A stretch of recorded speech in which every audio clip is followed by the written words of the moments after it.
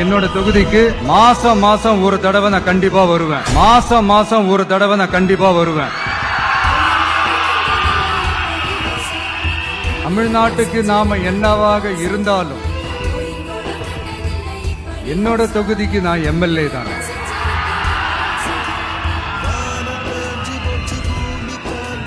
என் வீட்டுக்கு நான் புள்ளதானே.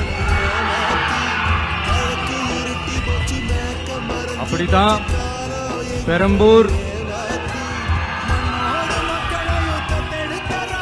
திருச்சி கிழக்கு தொகுதிகள்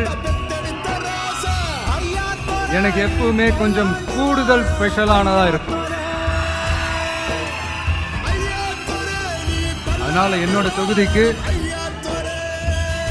மாசம் மாசம் ஒரு தடவை நான் கண்டிப்பா வருவேன்.